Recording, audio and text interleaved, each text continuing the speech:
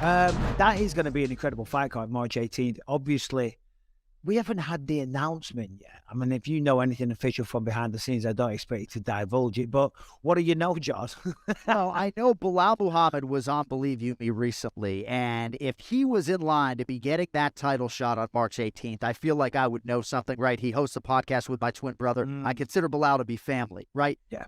I do read into manager Ali Abdelaziz's tweet maybe more than I should when he says everybody needs to relax about the Kamaru Usman injuries. He's going to make the walk. He's going to fight Leon. So obviously, given the nature of that result, Leon Edwards against Kamaru Usman last August, they had to run this one back right away, right? Like when you look at Israel Adesanya and Alex Pineda, I think that'll be an immediate rematch too, but I don't think they need to absolutely unequivocally strike right now.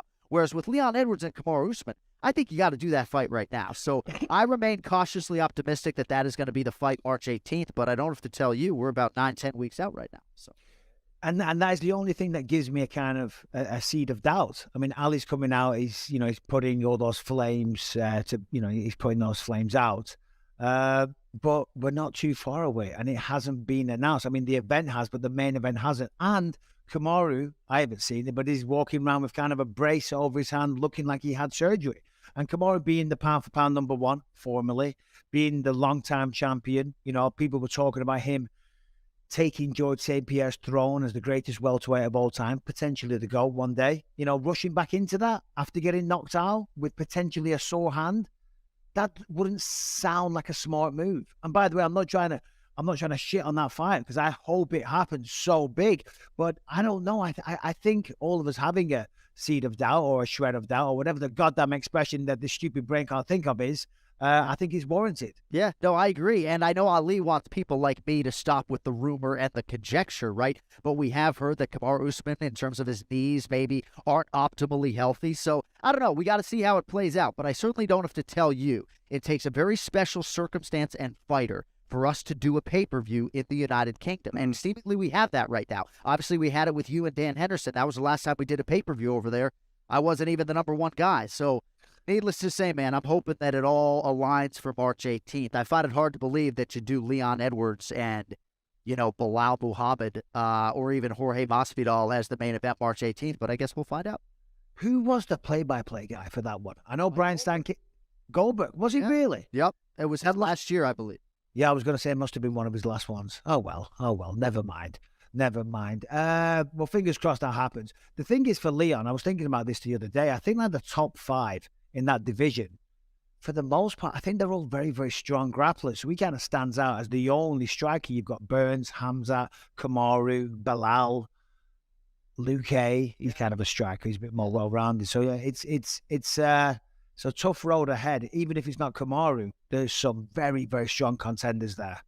Yeah, I mean, I don't think Colby Covington is going to all of a sudden reemerge and find himself in a championship setting. I don't think it's going to be Khamzat Chimaev and Leon Edwards, because I think that not only would Khamzat be probably about a 4 or 5-1 favorite, but I do think the promotion is going to strategically try to preserve the immediate rematch between Kamaru Usman and Leon Edwards. And certainly, as Chael Sonnen and others have articulated, if you're Leon Edwards, maybe try to find the guy that you think you can beat among the names that are presented. And again, I don't think it's going to be Stephen Wonderboy Thompson, but do I think that's a more winnable fight for Leon Edwards than some of the grapplers out there? I do. So yeah, for sure. We'll see what happens. And I'll be honest, Wonderboy versus Leon, take my money, by the way. Oh, yeah.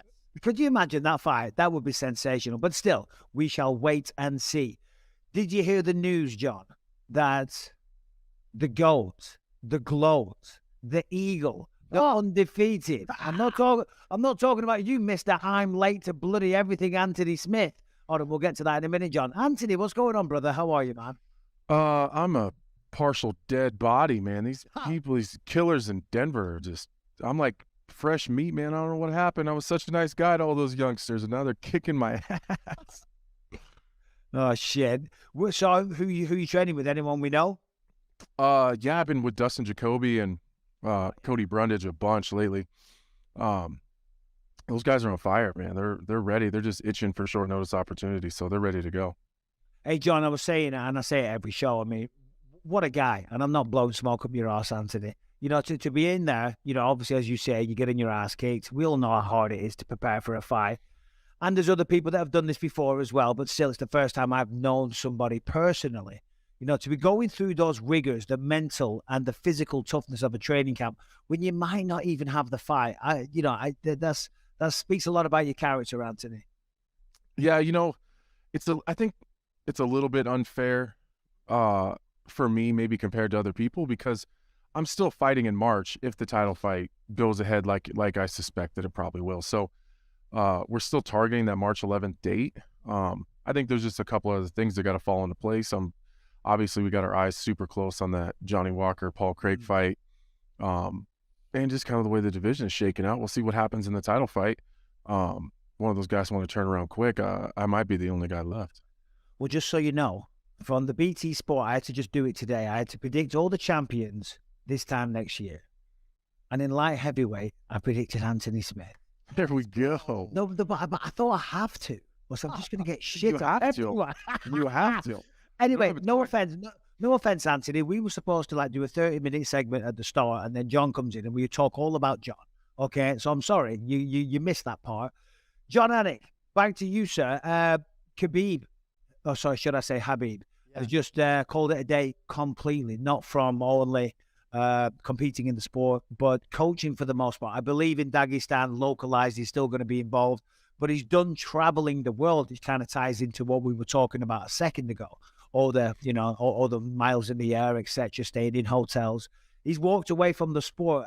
What is your comments on that, John? Well, he took one look at that Perth itinerary and he said, you know what, I'm not going to Western Australia, right? I mean, I'm telling you, man, I get that Perth itinerary. It gives me fucking anxiety for fun, right? Now, I think it remains to be seen as to whether or not Khabib Nurmagomedov would selectively corner one of his cousins or Islam Makhachev at a championship setting, right? He just cornered Bilal Muhammad for that win over Sean Brady, and Bilal was sort of expectant that now he was going to maybe have Khabib moving forward. So would he selectively corner a couple fighters here or there? I don't know. I still think he has value tremendously on fight night. But if you're not there for 8 or 10 weeks prior, how does that affect the corner dynamic? I mean, there are a lot of unknowns that I think Khabib will answer in the weeks to come. I think, Anthony, we probably get our first answer in Perth as to whether or not he's actually there for Islam's first title defense. Yeah, that was going to be my question to you, because you see a lot of the stuff that even me as an analyst, I don't get to see. I don't get to see how they interact with each other during the fighter meetings and the meetings they have with the broadcasting crew. I don't get to see all that stuff. So my question was going to be, do you really think that he's going to not go to Perth? And because he has so many plans for Islam. He talked about how many title defenses he wanted him to have and when he wanted him to retire. He almost seemingly had the rest of Islam's career kind of planned out for him. It seems very odd that he would step away, at least from that individual fighter. And like you said, maybe his, some family members, some cousins and stuff like that. Halfway through a training camp. Right. Yeah.